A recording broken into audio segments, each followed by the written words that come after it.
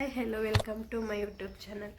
ಯಪ್ಪ ಮೊದಲು ನಮ್ಮಮ್ಮ ಮಲ್ಕೋತು, ಆಮೇಲೆ ರಾಜು ಮಲ್ಕೋತು, ಆಮೇಲೆ ನಾನು ಮಲ್ಕೊಂಡೆ. ಯಪ್ಪ ನನ್ನ ಮಗಳು ಮಲ್ಕೊಂಡ್ಳು. ನನ್ನ ಮಗಳಿಗೂ ಇನ್ನೂ ಹುಷಾರಾಗಿಲ್ಲ. ನಾನಿವಾಗ ನಲ್ತಾಯಿದ್ದೀನಿ. ರಾಜು ಬರೋಕ್ಕೆ ವೆಯ್ಟ್ ಮಾಡ್ತಾಯಿದ್ದೀನಿ, ಕೆಲಸದಿಂದ ಬರಲಿ ಅಂತ. ಬಂದಮೇಲೆ ಹೋಗಬೇಕು. ಯಪ್ಪ ಜೀವಕ್ಕೆ 3 ದಿನದಿಂದ ಟ್ಯಾಬ್ಲೆಟ್ ಕುಡಿತಾಯಿದ್ದೀನಿ ಇದ್ದೀನಿ, ಕಮ್ಮಿನೇ ಆಗಿಲ್ಲ. ಮೊದಲು ಹಾಸ್ಪಿಟ್ಲಿಗೆ ಹೋಗಿ ತೋರಿಸ್ಕೊಬರ್ಬೇಕು. ನಾನು ಹುಷಾರಿಲ್ಲ ಅಂತಂದರೆ ಏನು ಬಂದ ತಕ್ಷಣ ಊಟ ಮಾಡಿಬಿಟ್ಟು ಬಾಪ ಮಾರಯ್ಯ ಅಂತ ಅಂದರೆ ನನಗೆ ಆಗ್ದೇ ನಲ್ತಾಯಿದ್ದೀನಿ. ಅಮ್ಮ ಬೇರೆ ಎಲೆ ಹಸು ಹೊಡ್ಕೊಂಡು ಹೋಗ್ಬಿಟ್ಟಿತ್ತು. ಪಪ್ಪ ಚಿತ್ರಾನ್ನದ ಗೊಜ್ಜು ಮಾಡೋಕ್ಕೆ ಗಣಪತಿ ನಮ್ಮೂರಲ್ಲಿ 1 ತಿಂಗಳು ಗಂಟೆ ಇಟ್ಟಿದ್ದಾರೆ. ಪ್ರಸಾದ ಮಾಡೋಕ್ಕೆ ಅಂತ ಚಿತ್ರಾನ್ನದ ಗೊಜ್ಜು ಮಾಡೋಕ್ಕೆ ಅಂತ ಅಪ್ಪ ಸ್ನಾನ ಮಾಡ್ಕೊಂಡು ಹೋದರು. ರಾಜು ಬಂದು ಹಂಗಾಯ್ತಲ್ಲ ಅಂತಂದರೆ ತಡಿ ರೆಸಿಪಿ ಮಾಡ್ತೀನಿ ಏನೋ ಅಂತ ಹೇಳಿ ಜೋಳ ಹುರ್ಕೊಂಡು, ನಾನು ಮಗಳು ಬೇರೆ ಎತ್ಕೊಂಡು ನನಗೆ ಆಯ್ತಾಯಿಲ್ಲ ಅಂದರೂ ಕೇಳ್ತಾಯಿಲ್ಲ. ಡಾಕ್ಟ್ರು ಇರಲ್ಲ ಅವತ್ತು ಹೋಗಿ ಕಾದಂಗೆ ಕಾಯಬೇಕಾಯ್ತದೆ ಅಂತ ಹೇಳಿ ಒಂಥರ ಹಠ ಮಾಡ್ಕೊಂಡು ಹುರಿತಾ ಇತ್ತು. ಆಮೇಲೆ ಹೋಗೋಣ ಅಂತ ಪುಣ್ಯಾತ್ಮ ಅದನ್ನ ಬಿಟ್ಬಿಟ್ಟು ಆಮೇಲೆ ಹೋಗೋದ ಅಂತ ಆಯ್ತಿರಲಿಲ್ಲ. ರಾಜುನೇ ವೀಡಿಯೋ ಮಾಡ್ತು, ನನ್ನ ವೀಡಿಯೋ ನೋಡು ಅಂತಲೇ ಹೇಳ್ತಾ ಇತ್ತು. ನಾನು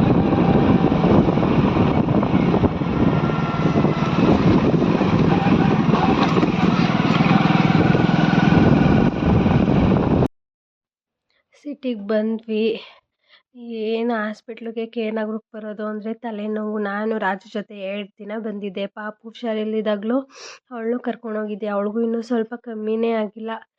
ಏನು ಮಲ್ಕೊಂಡ್ರೆ ಮನೆ ಮಂದಿ ಎಲ್ಲ ಮಲ್ಕೊಳ್ಳೋಂಗಾಗುತ್ತಲ್ಲಪ್ಪ ಯಪ್ಪ ಅಂದ್ಕೊಂಡು ರಾಜುನೇ ವೀಡಿಯೋ ಮಾಡ್ಕೊಂಡು ಹೋಗ್ತಾ ಇದ್ದರು.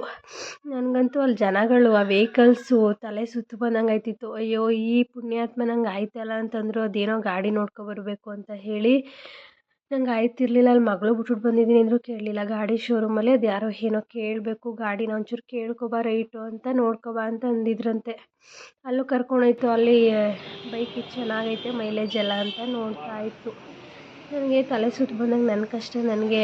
ಆಮೇಲೆ ಅಲ್ಲಿ ಶಾಪ್ಗೆ ಹೋದಾಗ ಅವರು ಊಟಕ್ಕೆ ಅಂತ ಹೊರಟೋದ್ರು. ಅದಕ್ಕೆ ಬರ್ತಾರೋ ಏನೋ ಅಂತ ವೆಯ್ಟ್ ಮಾಡೋಕ್ಕಾಯ್ತದೆ ಅಂತೇಳಿ ಊಟಕ್ಕೆ ಹೋಗೋರೆ ಅಂತಂದ್ರಲ್ಲ, ಸರಿ ನೋಡ್ಕೊಂಬರುಮ್ಮ ಬಾ ಅಂತ ಕರ್ಕೊಂಡು ರಾಜು. ನಾನು ಸರಿ ಆಯಿತು ಬರ್ತಾರ ಅಂತ ಸರಿ ನಾನು ಒಂದು ಕಡೆ ನಿಂತಿದ್ದೆ. ರಾಜು ಬೈಕ್ ವೀಡಿಯೋ ಮಾಡ್ಕೋತಾ ಇತ್ತು. ನನಗಂತೂ ತಲೆ ಸುತ್ತು, ತಲೆ ಗಿರ್ರ್ ಅಂದಂಗೆ ಆಯ್ತಾಯಿತ್ತು. ಆಮೇಲೆ ಅಲ್ಲೇ ಕೂತಿದ್ದೆ ನಾನು. ರಾಜು ಬೈಕ್ ನೋಡ್ತಾ ವೀಡಿಯೋ ಎಲ್ಲ ಮಾಡ್ತಾಯಿತ್ತು.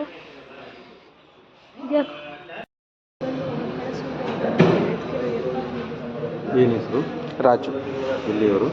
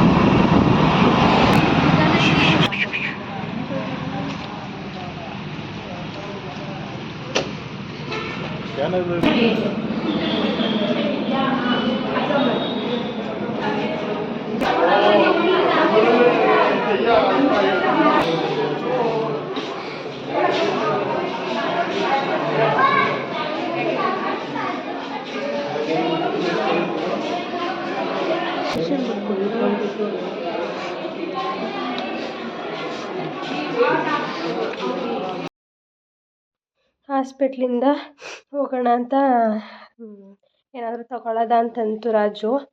ನನಗೆ ಆಯ್ತಿರ್ಲಿಲ್ಲ. ಹಂಗೂ ಒಂದು ಬೆಳ್ಳಿ ಸರ ತಗೊಳ್ಳೋಣ ಅಂತ ನೋಡೋಣ ಅಂತ ಹೋಗ್ತಾ ಇದ್ವಿ. ಅಲ್ಲಿ ಹೋದೋ ಏನು ಕೇರ್ನಗರದಲ್ಲಿ ಎನಿ ಟೈಮ್ ಗಿಜಿ ಅಂತಲೇ ಇರ್ತಾರೆ. ನೋಡೋಣ ಅಂತ ನೋಡ್ತಾ ಇದ್ದೆ. ಆಮೇಲೆ ಅವ್ರು ಏನು ರೇಟ್ ಜಾಸ್ತಿ ಹೇಳಿಬಿಟ್ರು. ಆಮೇಲಿಂದ ಕಮ್ಮಿ ಮಾಡ್ಕೊಳ್ಳಿ ಅಂತ ಹೇಳಿ ಚರ್ಚೆ ಮಾಡ್ತಾಯಿದ್ದೆ. ಅವ್ರು ಕೇಳಿದಷ್ಟೇ ಕೊಡೋಕ್ಕಾಗುತ್ತಾ? ಅವ್ರು ರೇಟ್ ಹೇಳ್ತಾರೆ. ನಾವು ಯಾವಾಗಲೂ ಇಲ್ಲೇ ಹೋಗೋದು.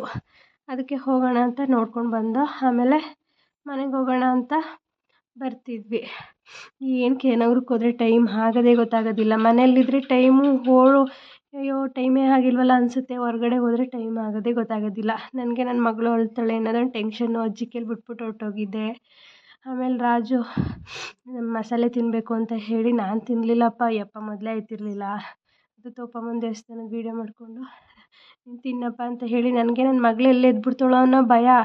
ಮಸಾಲೆ ತಿನ್ನಲೇಬೇಕು ಅಂತ ಹೇಳಿ ಮಸಾಲೆ ತಿನ್ನೋಕ್ಕೆ ಅಲ್ಲೂ ಚೆನ್ನಾಗಿ ಮಾಡ್ತಾರೆ ಈ ಅಣ್ಣ. ಟೇಸ್ಟ್ ಎಲ್ಲ ಚೆನ್ನಾಗಿರುತ್ತೆ. ನಾನು ತಿಂದಿದ್ದೀನಿ.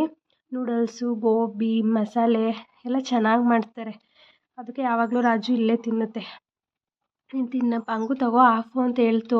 ಅವಳಿಗೂ ಪಾಪಗೂ ಹುಷಾರಿಲ್ಲ. ನನಗೂ ನೆಗಡಿ ಕೆಮ್ಮು ಕಮ್ಮಿನೇ ಆಗಿಲ್ಲ. ಟ್ಯಾಬ್ಲೆಟ್ ನುಂಗಿದ್ರೂ ಕಮ್ಮಿ ಆಗಿರಲಿಲ್ಲ. ಇಂಜೆಕ್ಷನ್ ಮಾಡಿಸ್ಕೊಂಡಿರೋದಕ್ಕೂ ಏನೋ ಒಂಥರ ಆಯ್ತಾಯಿತ್ತು.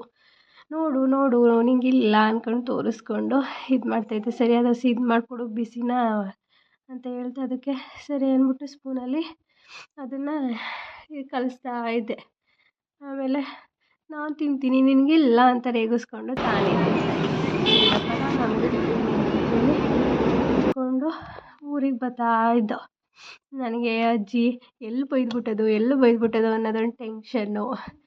ಅಯ್ಯೋ ದೇವರೇ ಅಂತ ಅಂದ್ಕೊಂಡೆ. ನನಗಾಯ್ತಿಲ್ಲ ಅಲ್ಲೇ ನೋಡಿಲಿ ಅಯ್ಯೋ ನೀನು ನೋಡು ಹೆಂಗಾಗೈತೆ ಮುಖ ಅಂದ್ಕೊಂಡು ನಾನು ರೇಗಿಸ್ಕೊಂಡು ನನಗೆ ಶೀತ ಬೇರೆ ಎಲ್ಲ ಆಗ್ತಿಲ್ಲ. ಅಯ್ಯೋ ಹಿಂಗೆ ನೋಡು ಮಲ್ಕೊಬಿಟ್ಟಿದ್ಯಾ ಅಂದ್ಕೊಂಡು ಇನ್ನೊಂದು ಇಂಜೆಕ್ಷನ್ ಮಾಡಿಸ್ಬೇಕಾ ಅಂದ್ಕೊಂಡು ರೇಗಿಸ್ಕೊಂಡು ಬತ್ತು. ಆ ರೋಡು ರೆಡಿ ಮಾಡ್ತಿದ್ದಾರೆ. ಅದೊಂದು ಸ್ವಲ್ಪ ರೋಡು ಹೇಳಿದ್ನಲ್ಲ ಅಗಲ ಮಾಡಿ ಅದನ್ನು ರೋಡು ಜಲ್ಲಿಕಲ್ಲೆಲ್ಲ ಹಾಕಿ ಮಟ್ಟ ಮಾಡ್ತಾಯಿದ್ರು. ಅಲ್ಲಿ ನೋಡಿ ರೋಡ್ ಹೇಗಿದೆ ಅಂತ. ಇವಾಗ ಒಂದು ಸ್ವಲ್ಪ ಕಾಣಿಸ್ತಿದೆಯಲ್ಲ, ಪರವಾಗಿಲ್ಲ, ಎಲ್ಲ ಮಟ್ಟ ಮಾಡ್ಕೊಂಡು ಹೋಗ್ತಾ ಇದ್ದಾರೆ. ಮೊದಲಂತೂ ಯಪ್ಪ ಒಂದು ಸ್ವಲ್ಪ ಜಲ್ಲಿಕಲ್ಲೆಲ್ಲ ಸ್ಕಿಡ್ ಆಗೋ ಥರ ಇತ್ತು. ಆ ಥರ ರೋಡ್ ಆಗಿಬಿಟ್ಟಿತ್ತು. ನನಗೆ ಕೆಮ್ಮು ಬೇರೆ ತಡೆಯೋಕ್ಕಾಯ್ತಲ್ಲ. ನನ್ನ ರೇಗ್ಸೋಕ್ಕೆ ಸ್ಟಾರ್ಟ್ ಮಾಡಿಬಿಡ್ತು. ಹಾಸ್ಪಿಟ್ಲಿಗೆ ತಗೊಬಂದ್ಬಿಟ್ಟು ಮನೆಗೆ ನಾನು ಮಗಳು ಎತ್ಕೊ ಅಂದರೆ ಮೇವು ಹಾಕಬೇಕು ಅಂತ ಹೇಳಿ ಹೊಲ್ದ ಹತ್ರ ತೋಟದ ಹತ್ರ ಹೋಗಿ ಬರ್ತೀನಿ, ನೀರು ಹಾಯಿಸ್ಬೇಕು ಅಂತ ಹೇಳಿ ನೀರು ಆನ್ ಮಾಡ್ಬಿಟ್ಟು ವೀಡಿಯೋ ಮಾಡಿಕೊಂಡು ಅಲ್ಲಿ ಹಸು ಐತಲ್ಲ ನಮ್ಮದು, ಮೇವು ಬೇಕಲ್ಲ, ಜೋಳ ಕಡ್ಡಿ ಹಾಕಿದ್ರು ಅಂತ ನೀರು ಹಾಯ್ಸೋಕ್ಕೆ ಅಂತ ಹೋಯ್ತು ರಾಜು. ವೀಡಿಯೋ ತಾನು ಮಾತ್ರ ಮಾತಾಡು ಅಂದರೆ ಮಾತಾಡೋದೇ ಇಲ್ಲ ವೀಡಿಯೋದಲ್ಲಿ. ನನ್ನ ವಾಯ್ಸ್ ಚೆನ್ನಾಗಿಲ್ಲ ನೋಡಿ, ನಾನು ಹುಷಾರಿಲ್ಲ, ನನ್ನನ್ನೇ ಗೋಳು ಇಕ್ಕೊಳ್ಳೋದು ನನ್ನ ಗಂಡ. ಏನು ಮಾಡೋಕ್ಕಾಗುತ್ತೆ, ಏನೂ ಮಾಡೋಕ್ಕಾಗಲ್ಲ.